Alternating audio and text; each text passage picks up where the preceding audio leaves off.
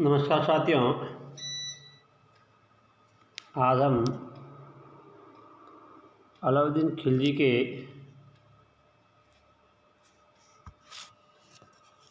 इतिहास के अध्ययन के क्रम में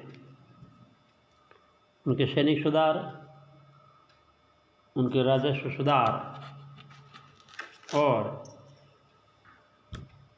उनके बाजार सुधार आदि के बारे में अध्ययन करेंगे। सबसे पहले हम अलाउद्दीन खिलजी के सैन्य सुधार के बारे में अध्ययन करते हैं। वास्तव में अलाउद्दीन खिलजी विश्व विजेता बनना चाहता था और विश्व विजेता बनने के लिए सबसे जरूरी होती है सेना, और सशक्त सेना के लिए उसमें कुछ परिवर्तन लाना जरूरी है। और इसी नीति के तहत, हालांकि उसने विश्व विजेता बनने की नीति का तो त्याग कर देता, फिर भी वो भारत के अंदर अधिकांश भागों में अपने सल्तनत का विस्तार करना चाहता था और इसके लिए एक सशक्त सेना की आवश्यकता महसूस की और इसी उद्देश्य से उसने सैन्य सुधार किए थे। हालांकि भारत में सल्तनत काल में दीवान आरिज या सैन्य विभाग का गठन तो बलबन ने किया था, लेकिन खिलजी ने ही नियमित सेना का गठन किया और उन्हें वेतन देना प्रारंभ किया था। रेगुलर सैनिक और पेमेंट देना अलाउद्दीन खिलजी ने शुरू किया था। खुम्स में उनकी हिस्सेदारी को उन्होंने कम कर दिया था। अलाउद्दीन खिलजी से पहले खुम्स एक प्रकार का लूट की सामान सामग्री आदि होता था।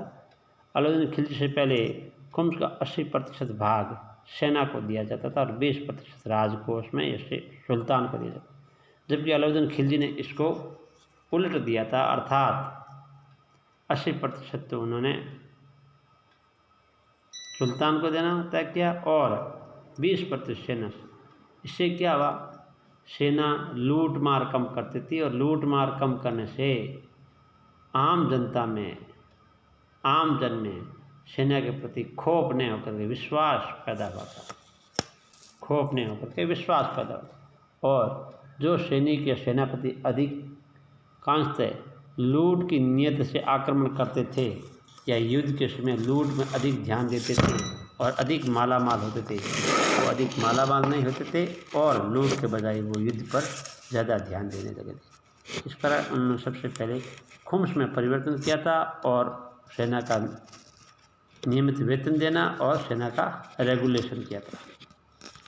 उसके बाद उन्होंने सेना में सुधार के लिए हुलिया लिखवाना प्रारंभ कर दिया था।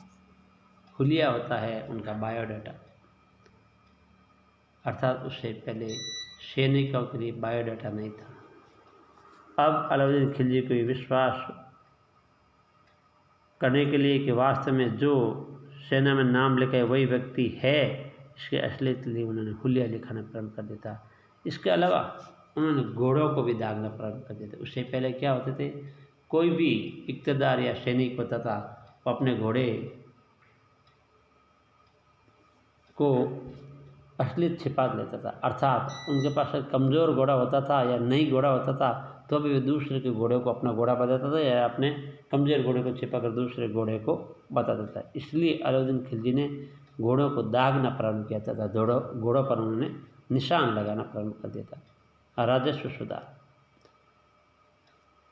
ये सैन्य सुधार करने के बाद में अलाउद्दीन खिलजी ने महसूस किया कि वास्तव में सेना का नियमितीकरण कर दिया गया, सेना को नियमित वेतन देना प्रारंभ कर दिया गया।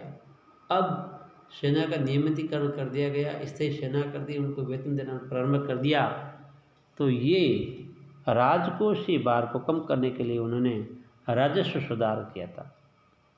इसके लिए सबसे पहले उन्होंने भूमि की पेमेंट्स कराई, जिसे मशाहत कहा जाता है, और भूमि की पेमेंट्स कराने के बाद में उन्होंने भू राजस्व की दर को बढ़ाकर 50% तक कर दिया था। उसने एक विभाग की भी स्थापना की थी जिसे दीवान ए मुस्तखराज कहते हैं। ये एक राजस्व विभाग था। यह राजस्व विभाग बकाया भू राजस्व वसूल करता था।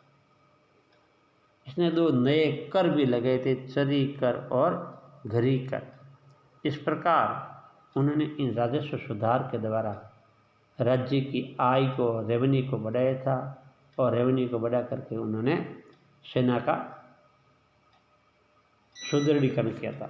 इसके अलावा सेना की इनकम तो बढ़ गई, लेकिन सेना की इनकम बढ़ने के बाद में सेना के दिए हुए पैसे पर्याप्त पैसे कब हो? जब उनकी तनख्वाह से उनके घर का खर्चा चला सकते हैं, तो ही वो इनकम पर्याप्त होगी। इसके लिए उन्होंने बाज़ार में सुधार किए, ताकि बाज़ार में सुधार हो, लूट खसोट नहीं हो, किसी वस्तु का नियमित और फिक्स दर हो। इससे सैनिक का परिवार आराम से अपने खर्चे के लिए वस्तु खरीद सकते थे। इसके लिए उन्होंने बाज़ार का सुधार किया था और वस्तुओं के दाम नियंत्रित किए थे। सबसे पहले वस्तुओं के दाम नियंत्रित किए थे। आधुनिक वस्त्रों के दाम के कंट्रोल के बाद उन्होंने वस्तुओं के दाम फिक्स किए थे। सभी व्यापारियों को बदायूं द्वार के पास स्थापित किया गया था। बाज़ार को 3 अलग अलग भागों में विभाजित कर दिया गया था: सराय ए अदल, मंडी और दास व जानवरों का बाज़ार। बाज़ार सुधार हेतु उन्होंने एक अलग विभाग दीवान ए रियासत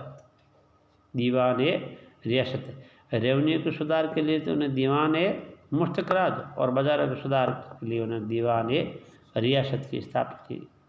और यही दीवान ए रियासत व्यापारियों का पंजीकरण करता था, रजिस्ट्रेशन करता था, और एक साइना ए मंडी एक पुलिस अधिकारी के अंदर होती थी इसमें दीवान ए रियासत में, और एक बरीद और मुनियात जो गुप्तचर होते थे बाज़ार के संबंधित सूचना देते थे।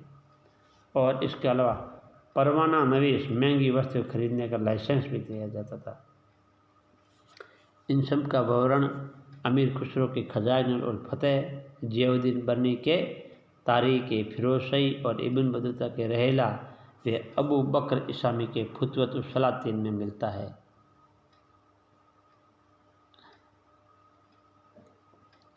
इस प्रकार अलाउद्दीन खिलजी ने अपने समय में राजस्व सुधार, सेना में सुधार और बाजार सुधार के कार्य किया, जिसके कारण कालांतर में अलाउद्दीन खिलजी का साम्राज्य लंबे समय तक और सुदृढ़ तथा भारत में अत्यधिक विस्तार किया था।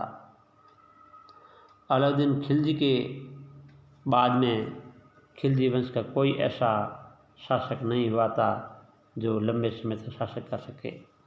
अलाउद्दीन खिलजी के बाद में मुबारक खिलजी शासक बना था 1316 में, जिन्होंने 1320 तक शासन किया था, परंतु वह एक शराबी था। वह अपने आप को खलीफा घोषित किया था उसने निजामुद्दीन औलिया के अभिवादन को भी स्वीकार नहीं किया था, और कभी कभी वह दरबार के अंदर महिलाओं के कपड़े पहन लेता था और कभी कभी वह दरबार में नंगा भी हो जाता था।